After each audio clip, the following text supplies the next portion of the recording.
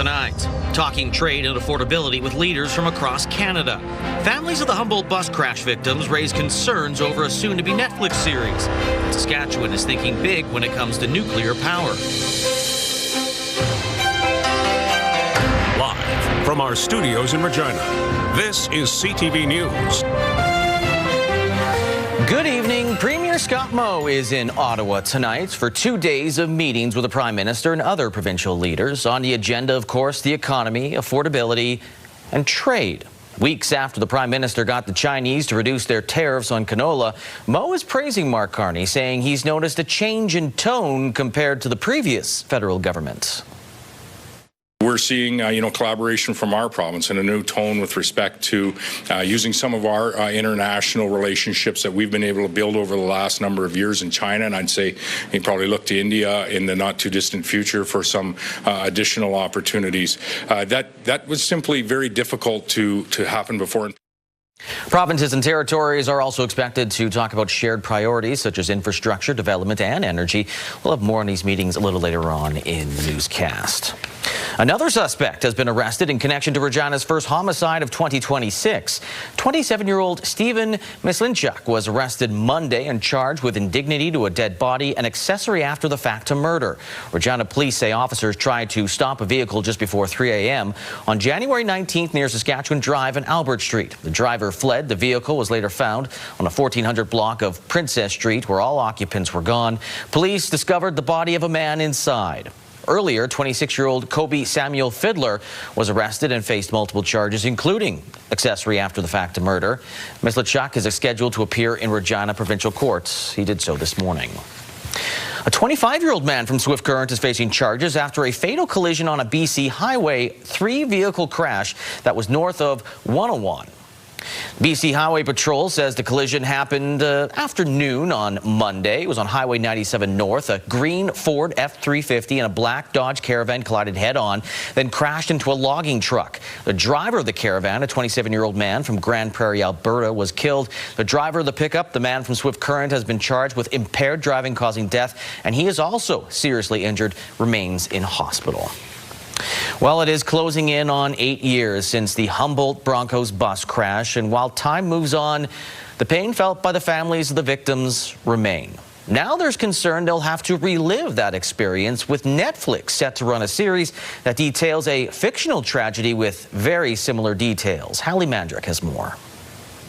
The plot of an upcoming Netflix series is not sitting right with those who have connections to the 2018 Humboldt Broncos bus crash. It felt literally like I was, punched in the gut and had the air sucked out of me. It's just, the beginning parallels our accident. Absolutely it does.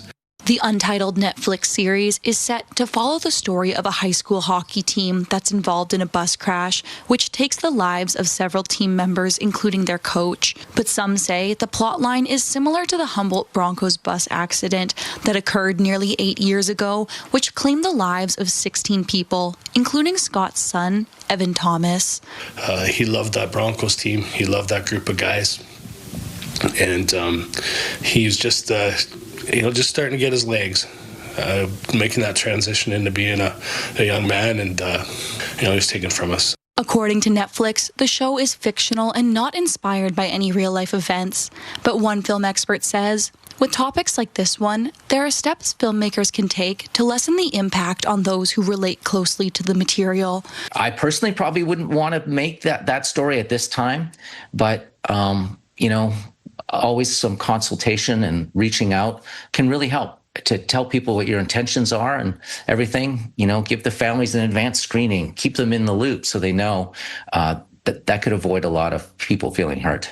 Thomas says there are stories worth telling which stem from the tragic events on April 6th of 2018, but the details released so far describe the Netflix series as a, quote, heartwarming story where the team then looks to rebuild with the coach's widow leading the way. But Thomas says that's far from the realities that Broncos families are facing. If Netflix is trying to turn this into a typical Hollywood ending that is so far from the reality of what any of us is going through, I think that's completely unfair. And I worry that people who don't have a lot of knowledge of the reality are going to see that and go, oh, everybody's okay. But we're not. There is currently no release date for the series, but Thomas says, regardless of when it airs, his family will not be watching. Hallie Mandrick, CTV News, Saskatoon. As work to get small modular nuclear reactors online continues in Saskatchewan, it appears the province is doubling down on nuclear power. Keenan Sorkon explains how. Saskatchewan is broadening its nuclear horizons. The province is now looking at large nuclear reactor technologies. By taking the time now to carefully assess large reactor technologies, SaskPower is ensuring Saskatchewan has the information needed to make informed decisions about the future of power for all of us. The province has identified 2 sites near Estevan to build Saskatchewan's first small modular nuclear reactor. But as that work continues, the province will explore building a large-scale nuclear reactor, starting with picking a design before a site and then clearing all the necessary regulatory hurdles. Crown Corporations Minister Jeremy Harrison says getting it online could take 20 years. We need to work with the Canadian Nuclear Safety Commission and the Government of Canada to abridge those timelines because it is too long to get to the point of power generation. But whether it's modernizing Saskatchewan's grid or selling power abroad, he sees this as an opportunity to take advantage of the province's rich uranium supply. We want to see value added to that commodity from that mine site to the reactor that's actually going to be producing power. And I think there's enormous opportunity for Saskatchewan. Harrison says 3 designs have been shortlisted and could be part of SaskPower's submission. A large reactor could be at the same site as a small modular reactor or could be in a different area as work begins to expand Saskatchewan's nuclear future before it even began. Keenan Sorkon, CTV News, Saskatoon. Hundreds of University of Regina students are unhappy with the school's decision to make one of its main parking lots a public paid area. So much so that a petition has been started to restore it back to the way it was. Jacob Carr has the details. Back in May of 2025, the University of Regina decided to make Lot 6 in front of the Kinesiology and Health Studies building into a paid parking lot. It has been a less than popular decision among the student population. A petition was started in September by biology student Matthew Markowicz and has received 400 signatures. I'm actually really surprised. I knew people felt the same way.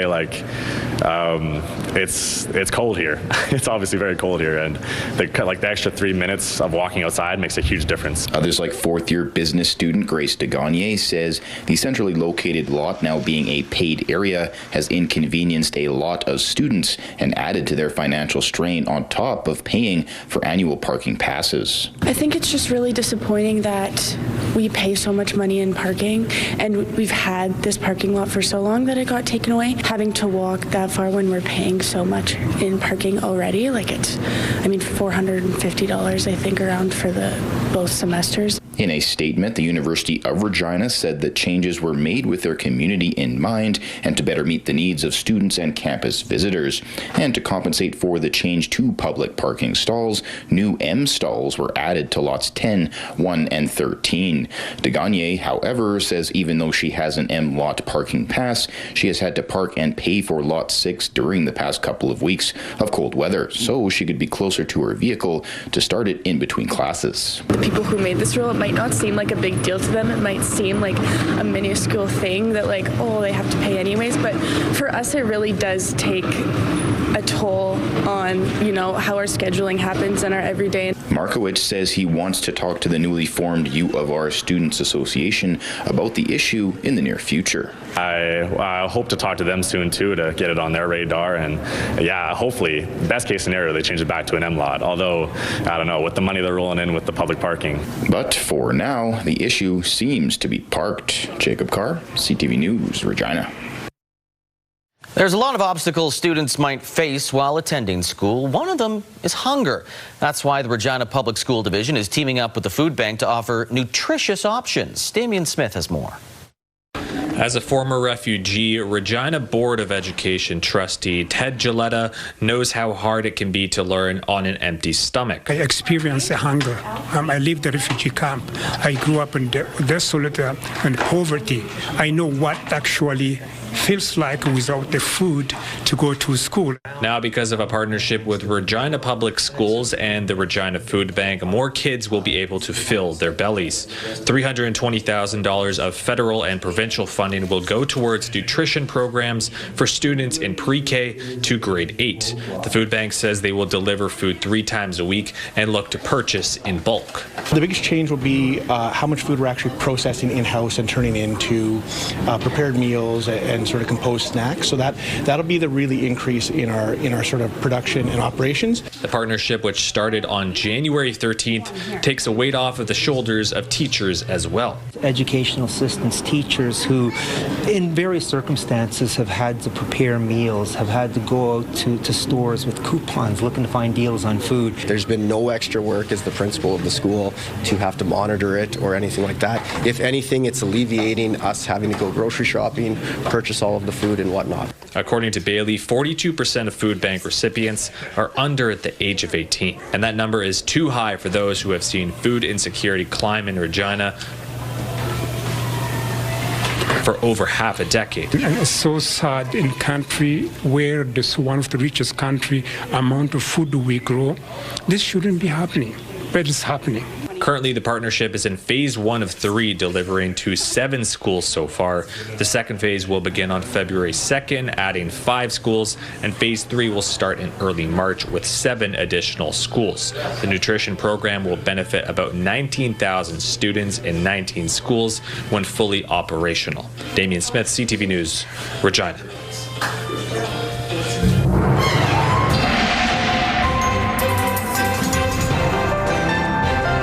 It's that time again where Sabine tells us things we don't want to hear. But this time, great news. It's getting warmer.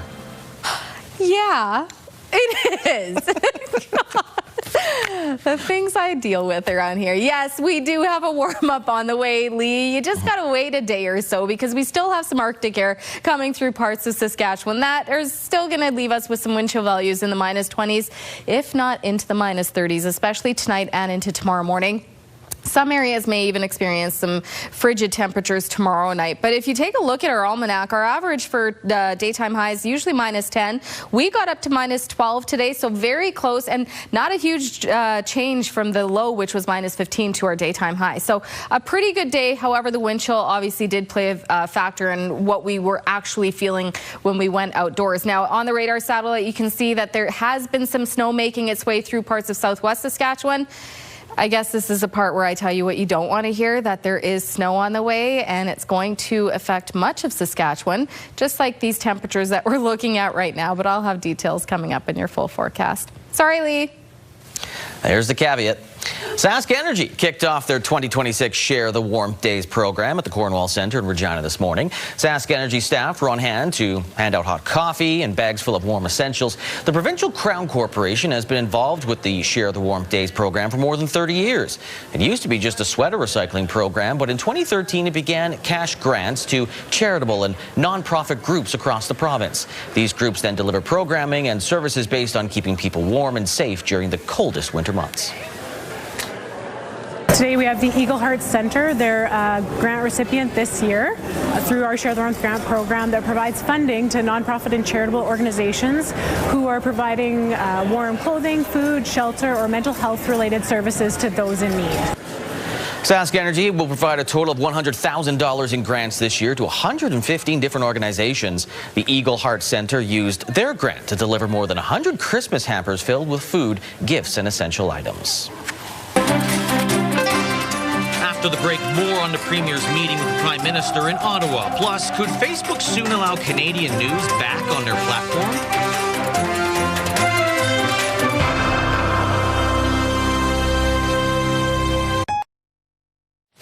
Back to our top story. High stakes CUSMA negotiations with the Trump administration are coming up. And with that in mind, Canada's premiers are huddling in the nation's capital for 2 days of talks. Annie Bergeron-Oliver takes us through the agenda, priorities, and Team Canada approach. It's going to be an exciting couple days. The gathering of Canada's 13 premiers, a sign of solidarity, as trade tensions thrust Canada-U.S. relations into a new, more unpredictable chapter. You know, we talk about Canada true north, strong and free. Let us not allow other people to dictate to us how we govern. We know President Trump's rules. There are no rules with him. So we need to focus on what we can do. The premiers, even those who sometimes don't get along, sending a message of Team Canada unity. We don't always agree on everything, but I think we've got a really solid base to start on. The meeting comes days after the U.S. president threatened massive tariffs on Canadian imports, following the Prime Minister's speech in Davos declaring the old rules-based order dead. If we are going to determine our destiny and become that leader in that middle power space, it is going to take us making those tough decisions, having those discussions like we'll have today on how we are going to allow that investment to flow, allow those industries that are creating wealth to expand. One of the major topics on the agenda, provincial and territorial priorities for the upcoming CUSMA negotiations. In any negotiation, there's on both sides, there's some people that are kind of out front with more bluster. We're certainly seeing that, particularly out of the United States right now, but I'm hopeful that below that, there are real and significant discussions happening and taking place, and I'm looking forward to kind of hearing from the Prime Minister on the status of those. Discussions, the Prime Minister said today, are going well. Relations are good. We have good conversations, good back and forth. There's a lot of work to be done for the review of CUSMA. But that apparent optimism was met today by a threat from the U.S. administration. I would not pick a fight going into USMCA to score some cheap political points. Either you are working for your own political career or you're working for the Canadian people. Tonight, the premiers will sit down with the Prime Minister for a working dinner. The main meetings will take place all day tomorrow. Annie Bergeron-Oliver, CTV News, Ottawa. The federal government has revealed how much it cost to cull 300 ostriches at a BC farm last year.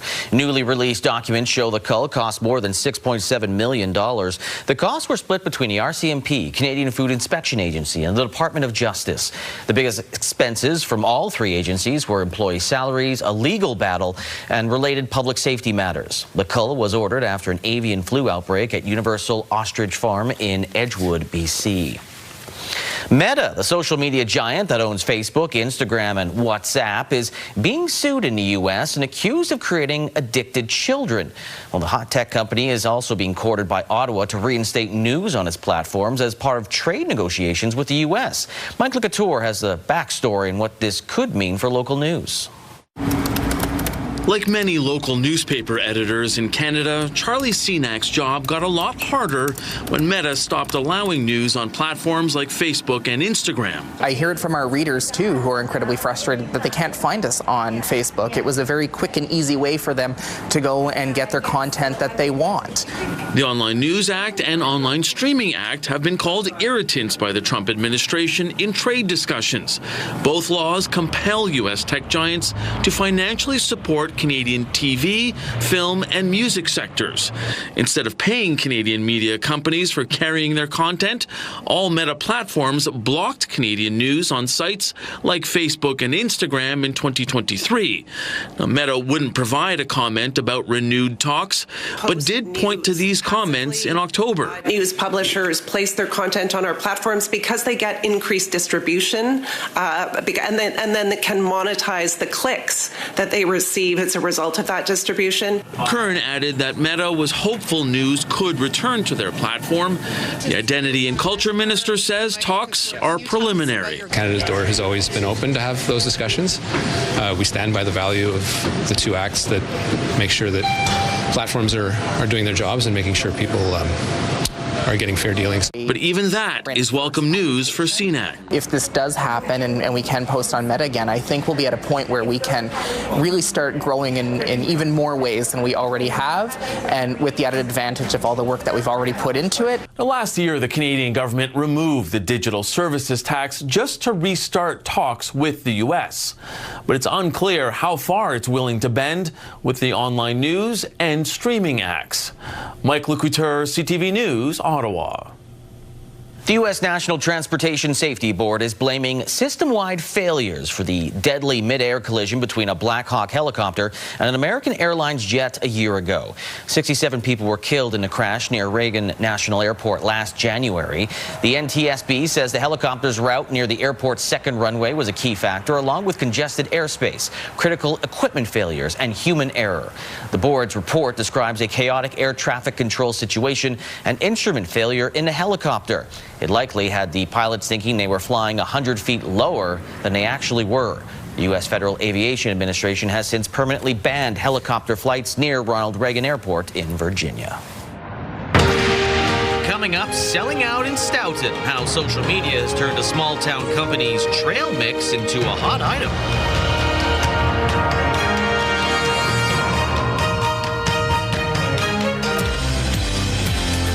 Indigenous Storytelling Week is upon us. Thursday on Your Morning, the importance of sharing these stories and marking this week here in Saskatchewan.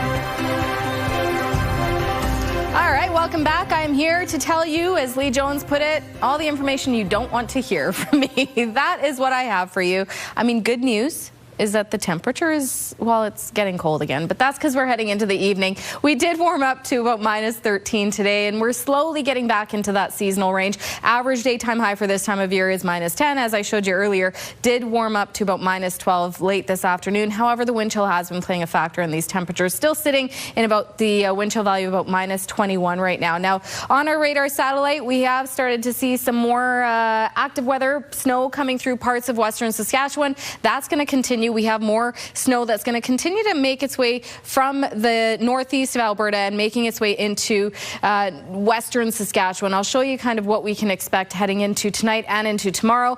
And then there is more snow expected Friday, and then a lot is going on Saturday. I'm going to show you just right now. This is what we've got going on. You can see just pockets of snow continuing for western Saskatchewan. Also the cloud cover. Tomorrow, much of the province can expect to see mostly cloudy conditions.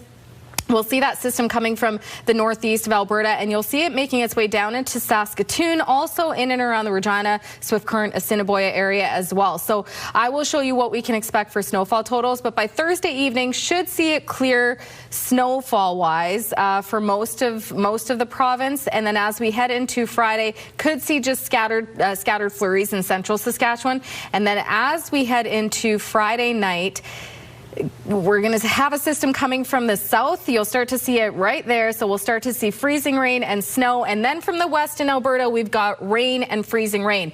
It's all going to meet in the middle Saturday morning. There you go. We've got freezing rain, snow. All of it is expected in most of Saskatchewan Saturday morning.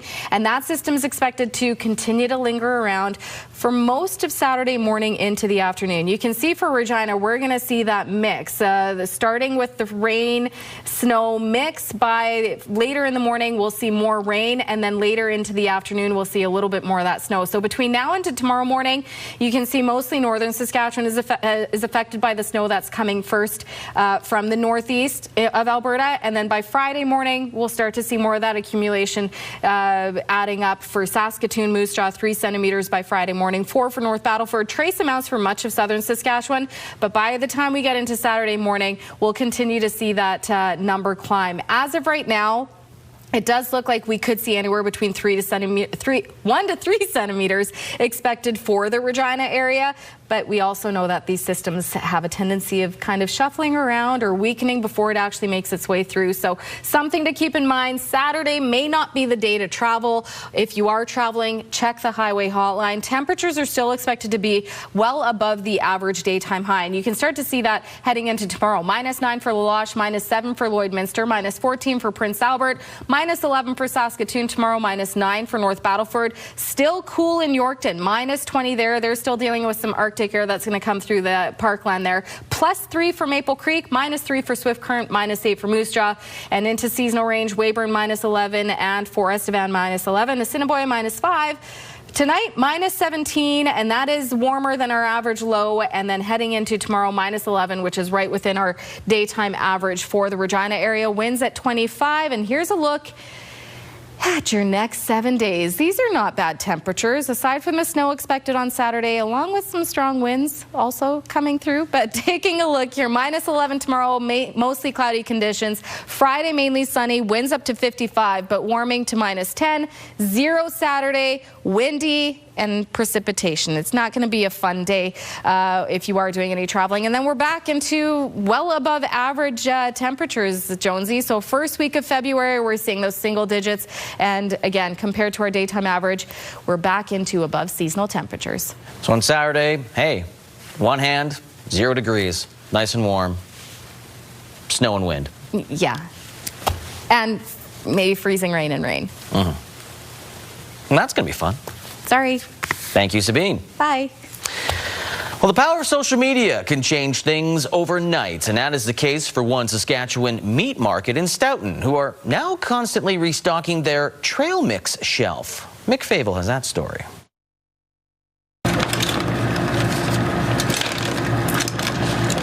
Beef jerky, pepperoni sticks, sausage, and cheese. The flavorful trail mix cannot stay on the shelf at Stoughton's Meat Market and Family Foods. Owner Rory Clark prepares the meat needed for the mixture and says some extra hours are being put in to keep up with growing demand. I've got help back here, people that are normally like maybe working up front, now we're pulling them back here.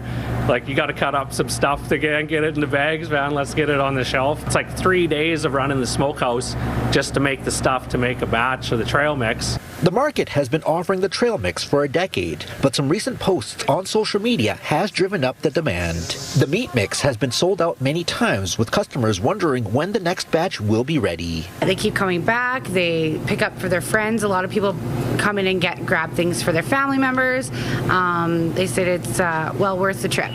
The smokehouse where the meats are flavored is tucked away in the market. Clark has been using the smoker for a decade and has perfected the technique. He says each package has its own unique taste. It's never the same twice, but it follows that formula. It's got to have jerky, it's got to have the few kinds of good cheese, and it's got to have the sticks and smoked sausage, right? Like, it's never exact. It's an adventure in every bag. The Stoughton Meat Market is stepping up the smoking process to make larger quantities. They're pleased to be offering something that cannot be found anywhere else. We're a little independent. There's not many of us around anymore, so we kind of pick up that niche market, you know, where we do what the big guys can't do with that, you know, the homemade touch, you know, the small town charm. Even though the product's popularity has grown thanks to social media, those wanting a taste test will have to order it the old-fashioned way by phoning the shop and picking it up themselves. Mick Favel, CTV News, Stoughton. Still ahead, a few weeks away from free agency, the Riders have secured a 1,000-yard receiver.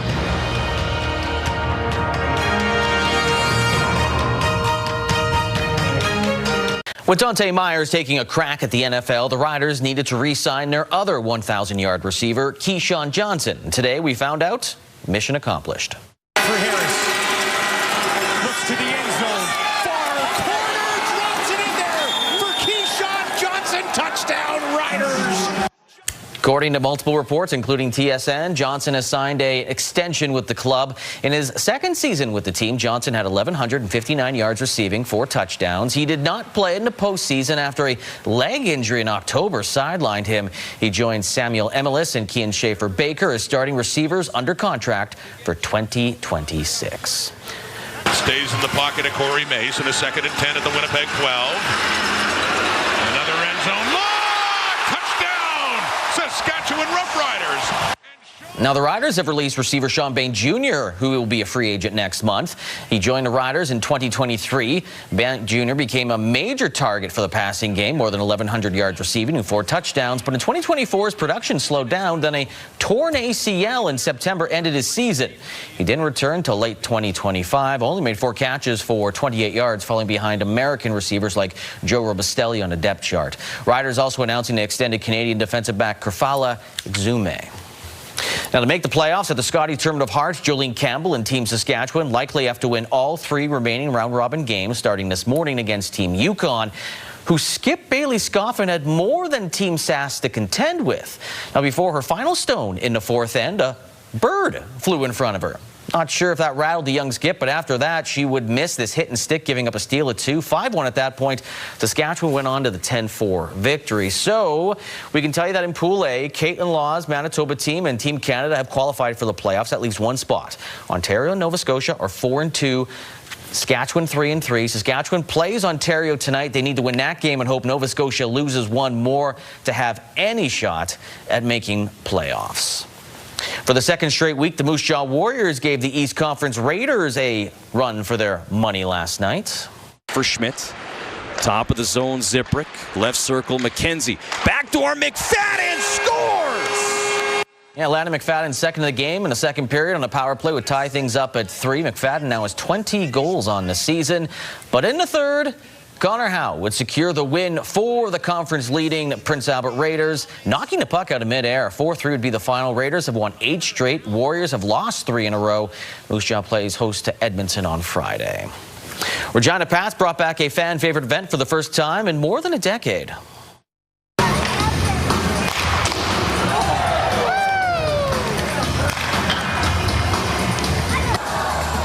The Regina Pats skill competition returned to the Brand Center, marking the event's first appearance in 2014. Fans watch players compete in a variety of challenges, including accuracy shooting, hardest shot, and a relay race, just to name a few. The team says bringing back an event like this is a great way for fans to see players in a different environment. I think it's a great opportunity to bring, fans and the community together and kind of see like a different side of the players. Oftentimes we'll see them, whether it's out in the community at different events, doing community appearances at schools and stuff like that, or on the ice. But this kind of allows the fans to come to the rink in a little bit of a more relaxed atmosphere and just kind of see a different side of the players. Pats will be back at the Brand Center on Saturday night when they host the Moose Jaw Warriors. And young hockey players in Saskatoon are getting a new way to sharpen their skills without falling behind in the classroom. Starting next school year, a long-running school program is adding a stronger focus on balancing academics and elite hockey training. Carla Shinkaruk explains.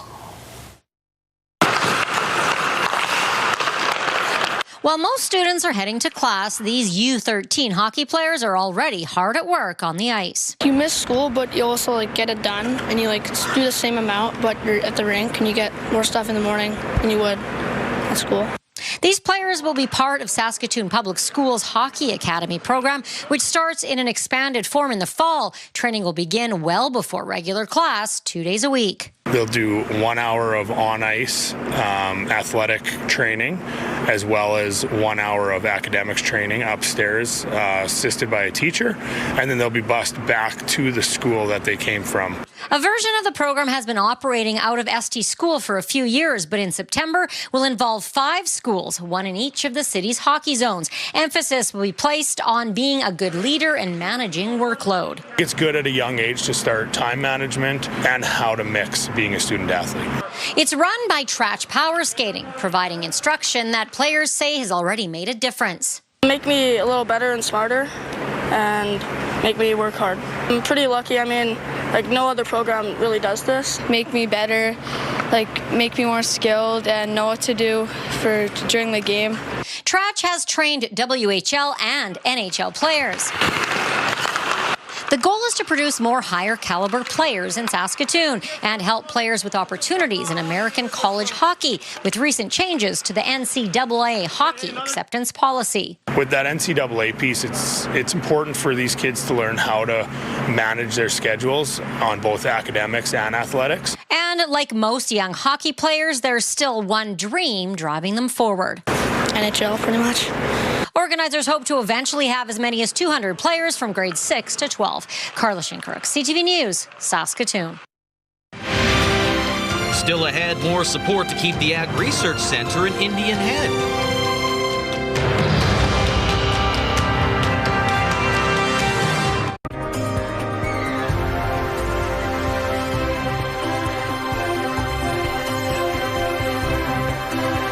Welcome back. let's take a look at your rural forecast heading into tomorrow. So again, we have that snow coming in from northeast Alberta. It'll affect mostly western parts of the province, including areas like Meadow Lake, Spiritwood, Watrous, and Outlook. But Meadow Lake, Outlook warming up to -8 tomorrow, -11 for Spiritwood, Watrous, -17 with a mix of sun and cloud for Hudson Bay, and Kindersley cloudy -7. Wynyard seeing a little bit of sunshine with -14 as the expected daytime high. The closer we get to the southern border, we'll see some areas with temperatures above zero. Maple Creek +3 with a mix of sun and cloud, -5 for Leader, -2 for East End Cypress, and over in the southeast, -13, mostly cloudy for Carlisle. Kenora expecting to see some fog tomorrow. -19 is the expected daytime high. And if we take a closer look at Raymore, where internet speeds up to 1 gig are available through SaskTel, located about 110 kilometers north of Regina. Tomorrow, -12 is the expected daytime high with a wind chill of -19, dropping to -20 for the low tomorrow night with a wind chill of -32.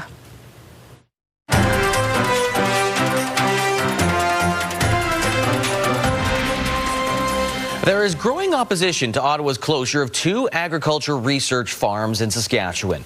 Facilities in Indian Head and Scott are being phased out in an effort to reduce the size of the federal civil service. The Saskatchewan government says the cost-cutting move will save money in the short term, but will jeopardize Canada's global leadership in agriculture long term. Wayne Mantika has more. The federal government's research farm in Indian Head has led the way in crop research since 1887. Now it, along with 7 others across the country, are being closed in a cost-cutting move. Saskatchewan producers are voicing concern. These cuts are going to have some long-term impacts on our ability to keep up with the changing times in agriculture in terms of variety development and insect resistance on crops. So certainly a lot of concern. The Saskatchewan government says closure of facilities in Indian Head and Scott will threaten Canada's leadership in agriculture. It could also jeopardize research being conducted jointly with public and private institutions. The province says cuts to federal research and closure of Saskatchewan-based locations and programs affect the work being done by these provincial partners and farmer-driven research organizations. The NDP opposition has written to the federal minister demanding immediate reversal of the cuts. So we're going to work with producers across this province, with the community of Indian Head, and be very clear to the federal government that this is the wrong course, that these cuts need to be stopped, and that we need to invest in research and agriculture in our province. The closures and job losses will be implemented over the next 6 to 12 months. Concerned groups plan to contact the federal government immediately to lobby for a reversal of the decision. Wayne Mantika, CTV News, Regina. The front entrance of St. Paul's Hospital is reopened following more than 2 years of renovations. Local dignitaries gathered this morning for a ribbon cutting. The new entrance features a covered driveway, a drop-off area for patients, and enhanced lighting. Inside, the renovations include some washrooms. The patient registration area was also updated and relocated. The hospital also celebrating a new cultural healing center that was unveiled today.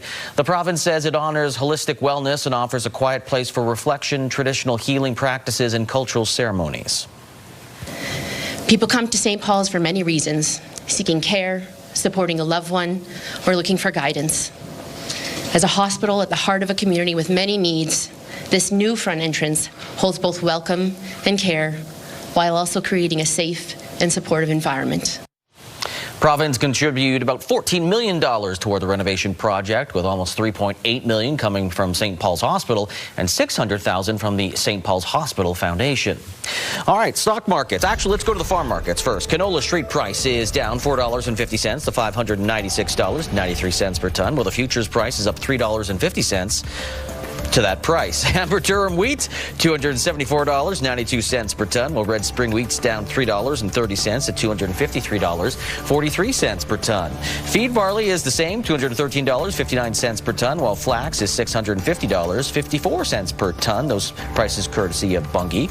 As for the markets, both on the way up, the TSX up 79 points, the Dow Jones by 12 points. The Canadian dollar, it went up 0.1 cent to 73.76 cents U.S. Commodity front, gold up big again by $237.06. West Texas Intermediate crude up 82 cents. Western Canadian Select crude went up $2.20. So gas in Regina, right now it stays the same. We'll see if that stays that way. It's sitting at $1.21.9 per liter.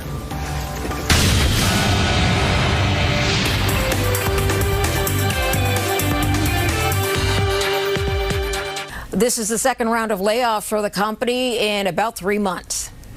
Amazon says it's removing bureaucracy, but did not share which divisions are affected. The big tech firm had warned employees last year that AI and automation would mean a smaller workforce. The announcement of 16,000 jobs being lost follows the layoff of 14,000 employees in October. Meta, the parent company of Facebook and Instagram, reported earnings today that beat expectations. It reported revenue of close to $59 billion U.S. That's up 24% from the same quarter last year. AI is helping Meta better target social media users, but there are still concerns about how much it is investing in the AI build-out. Expenses are up 40% year over year. Microsoft also investing heavily in the AI race. It reported spending $37.5 billion U.S. on capital expenditures. That's up 66% over the same quarter last year. Investors are still worried about return on investment, and that sent shares down in after-hours trading. Those are your business headlines. I'm Marilla Fernandez.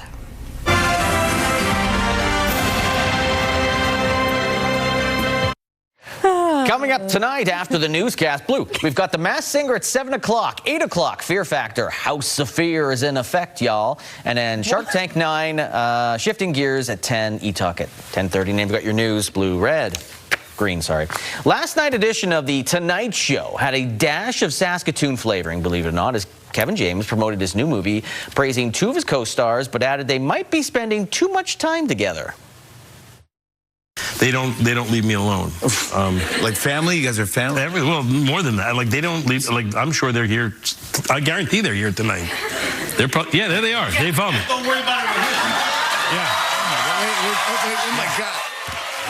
That is Saskatoon's Kim Coates and Jonathan Rumi. They, along with Kevin James and other cast members, were in the Big Apple for the New York premiere of Solo Mio. Set in Italy, the rom-com centers on a man who decides to go on his honeymoon alone when he is left at the altar. Coates and James first worked together in 2006. Huh. Well, the winter weather in Saskatchewan has been slightly harsh over this past week. Just a tad. But Harbour Landing Village decided to import the warmth of the Hawaiian Islands for their residents. Retirement community offering residents a chance to get a temporary flower tattoo, a first tattoo for most who live there. Tropical decorations, food and beverages, all part of the Village Beach Resort Day. Families and children were welcome to participate and travel from station to station throughout the building. There was bowling with coconuts, playing beach volleyball, and sipping on, well, there you go. Oh, here's the beach volleyball. Wondering how they're going to do that. And sipping on tropical drinks were all part of the fun afternoon. The big kahuna of Harbour Landing Village got in on the action by dressing up as Moana. Oh, somewhere soon. It's coming up. I think it's Maui from the Moana Disney movie. In the past, many of our residents would travel to a hot destination and go to a resort, and we thought, let's bring the resort here. And so far, I've seen almost every resident we have attend one of the 6 different stations that we have, and it's been awesome. Dinner tonight, by the way, Hawaiian luau, along with musical entertainment, suitable for dinner on a tropical beach. So there you go. You might be able to get out of here, but they're doing their best to kind of You bring the joy to you. the tropics to them. Yeah. So there. Maybe think of that while you're sitting in the snow and shoveling Yeah, that you will be doing soon. on Saturday. Mm-hmm. Get ready.